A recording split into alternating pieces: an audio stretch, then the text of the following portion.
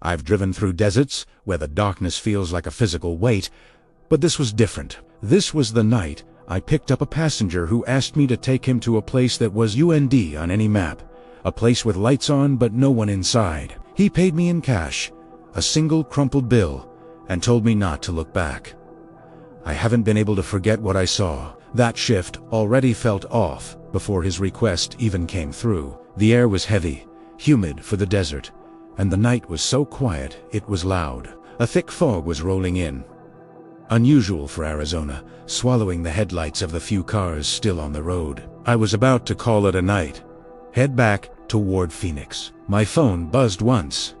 A new ride request. The pickup was just off an old exit for Route 66, a place no one really uses anymore. The destination was just coordinates, no address, no business name, just 2 sets of numbers pointing deep into the desert. I felt a knot in my stomach, but it was my last ride, and the fare was good. This story isn't about ghosts or monsters. It's about a place that shouldn't exist, and the man who needed to go there. He was waiting under a single, flickering streetlight, just a silhouette. At first, as I pulled my Camry to the curb, the headlights caught him. He was older, maybe late 50s, with a face full of lines that told 1,000 stories I didn't want to hear. He wore a dusty flannel shirt and jeans, caked with dry mud. Like he'd been digging. He opened the back door without a word and slid in. The car dipped with his weight. The door closed with a heavy thud, sealing us in together. I turned. Evening. The app just gave me coordinates. Is that right? He just nodded, staring straight ahead, out my windshield into the foggy dark. His silence was a solid thing. Not shy, not angry. Just empty. I put the car in drive. The smell of wet dirt and something else, something metallic and cold, filled the car. I cracked my window, letting the damp night air rush in. We drove for maybe 20 minutes. The old highway dissolving into a 2-lane road swallowed by the desert. The fog was so thick now my high beams just bounced back. A wall of white. My GPS was the only light. Its calm digital voice occasionally telling me to continue straight. The passenger hadn't moved. He just sat there, perfectly still. His reflection a faint shadow in my rearview mirror. This is where I almost turned the car around. We were miles from anything. No older cars. No signs of life. Just the hum of my engine and the whisper of the tires on wet asphalt. He cleared his throat, the sound making me jump. "Pull over at the next gas station," he said. His voice was raspy, like he hadn't used it in days. I glanced at the GPS. There were no gas stations marked for another 50 miles. "Sir, there's nothing out here," I told him. He didn't answer. He just pointed a shaky finger forward into the fog, and that's when I saw it. A soft, warm glow cutting through the haze. It grew brighter, resolving into the familiar shape of a gas station. It was lit up like it was Christmas bright, steady, welcoming, but there was something wrong. The lights were on, but the place felt dead. No cars at the pumps, no movement inside the convenience store, just an island of light in an ocean of darkness.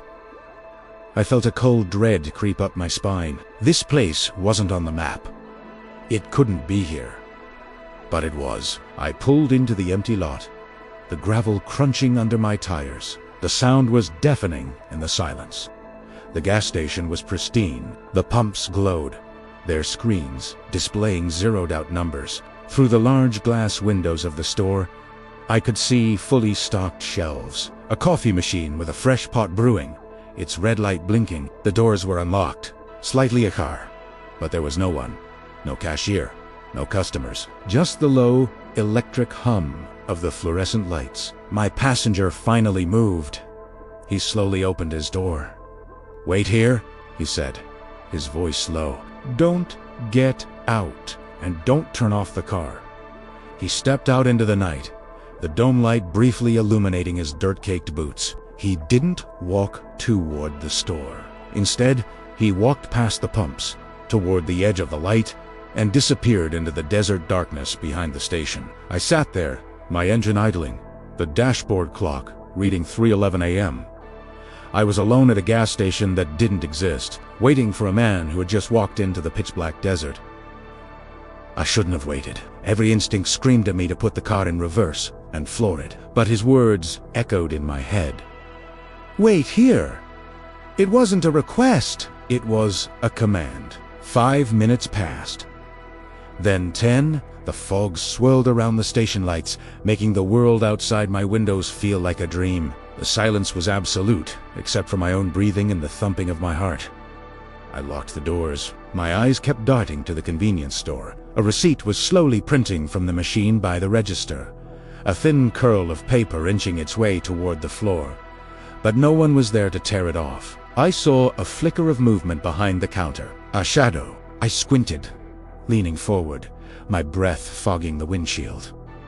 Was it a person? The shadow shifted, and I realized it was just a reflection in the glass, a trick of the light. But the feeling of being watched was overwhelming. I looked back toward the desert where the man had disappeared. Nothing. Just an impenetrable wall of black. And that's when I heard it. A soft thump from the back of the car. It sounded like something had been placed in my trunk. I froze. My blood ran cold. I didn't hear the trunk open or close.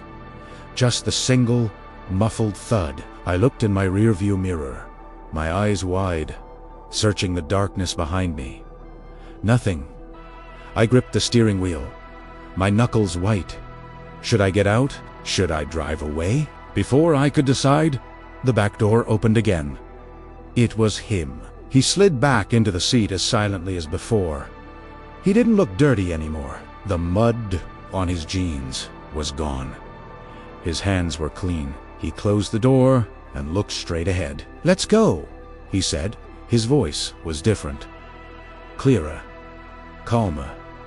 I stared at his reflection in the mirror. His eyes met mine for a fraction of a second. There was an ocean of grief in them. I didn't ask what the sound was. I didn't ask where he went or what he did out there in the dark.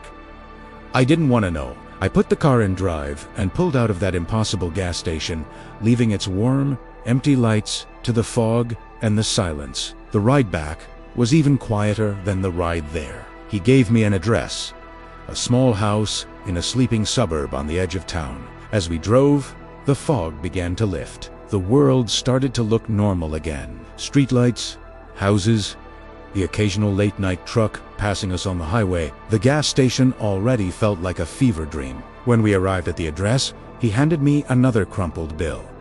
It was more than the fare. "Keep it," he said. He got out of the car and walked up to the house without looking back. As he put his key in the door, a light turned on in an upstairs window. A woman's silhouette appeared, looking down. I drove away. I didn't stop until I was home. The next day, I cleaned out my car. When I opened the trunk, the smell hit me. That Samicold.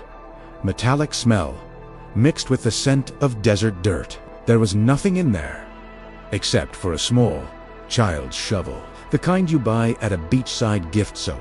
It was clean, except for a few specks of damp earth clinging to the edge. I threw it away. I never drove for that rideshare app again. Some nights, when I can't sleep, I pull up a map and look at that stretch of Route 66 in Arizona. I trace the road with my finger, searching for a ghost gas station. Of course, it's never there. But I know what I saw. I don't think that place was for travelers. I think it's a place for people who need to bury something. Something they can't carry with them into the light of day. I think about the man, the shovel, and the woman waiting in the window. And I wonder what secrets the desert holds, just beyond the reach of the headlights. The night is full of stories. If this one stayed with you, share your thoughts in the comments. Thanks for listening.